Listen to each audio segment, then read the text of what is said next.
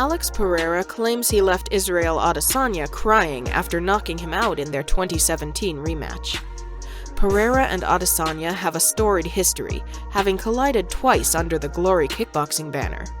The Brazilian emerged victorious in both of those matchups, the second of which came via a nasty knockout. According to the former Glory middleweight and light heavyweight champion Alex Pereira, Adesanya was seen outside the arena streaming tears following the crushing defeat. He said the following: "He's that arrogant guy, that annoying guy. Every time I meet this guy, he has that arrogance and that ego. He was always like that. Since our first fight in China, he was a guy who pissed me off a lot, from the weigh-in to the fight.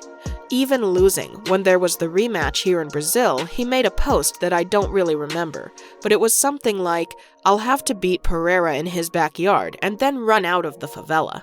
It was something like that. I only saw him at the weigh-in and the fight.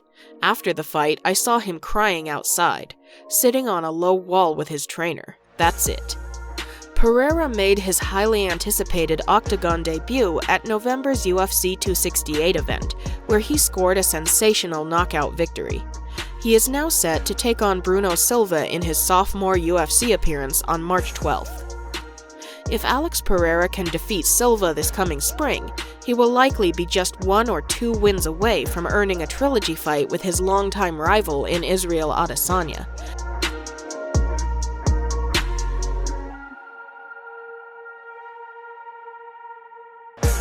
During a recent episode of the Weighing In podcast, Josh Thompson reacted to Dana White calling Henry Cejudo's call for a UFC title shot a fucking silly conversation. He had the following to say: "Regardless about how you feel about Henry Cejudo, I want to remind you that he has had some big pay-per-view events. And even if he's not a big draw, people always tell me the UFC has the best fighters in the world. Well, I want to see that. It shouldn't matter what the pay-per-view buys say, but it does, and I understand it's a business. But don't tell me you have the best fighters in the world every second you can, when in reality you're keeping one on the sidelines. You're not letting him fight. Make it happen. What are you complaining about? How much money are you really losing if you put him on a pay-per-view card? If Jon Jones gets an immediate title shot, your logic goes right out the door. Dana does this all the time when there is some beef with a fighter or whatever, but why would you not let someone who has gotten 2 UFC titles go for a third?"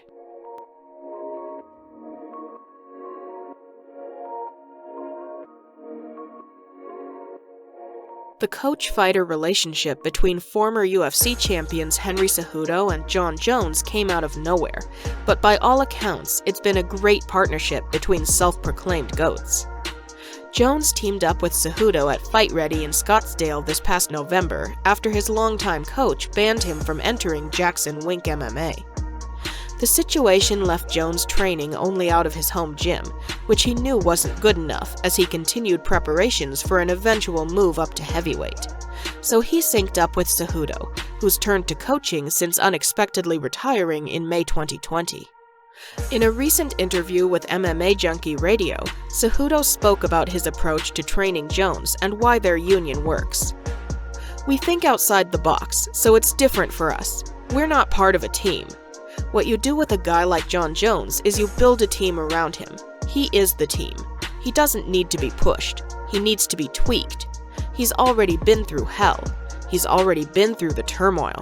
That's kind of what we do with the athletes here. Once somebody comes here and sees what we have planned, it's just different because it's all catered toward their ability.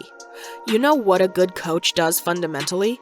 A good coach just adjusts you and holds you to your standards, adjusts you fundamentally, but understands your gifts. If a coach is teaching the same combination, the same thing to all the other fighters, then it's all about the coach. And it shouldn't be like that. It should be about the athletes."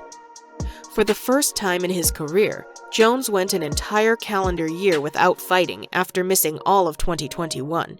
He hasn't competed since a narrow win over Dominic Reyes in February 2020. Jones has said he hopes to return to the UFC by July, and when he does, he'll be equipped with some new tricks of the trade thanks to Cejudo.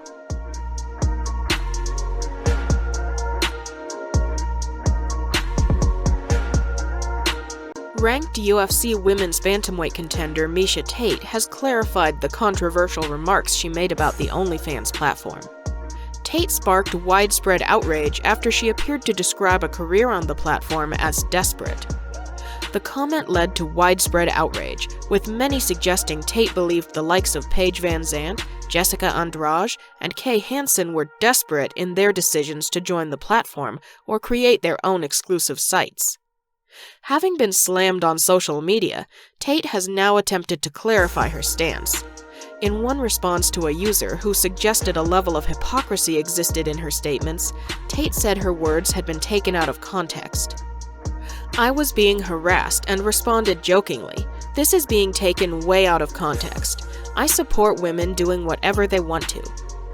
In response to an adult content creator who was disgusted by Tate's remarks and even suggested she should be cancelled, the former UFC title holder claimed her statement was said as a joke and insisted she fully supports all women and their respective career choices.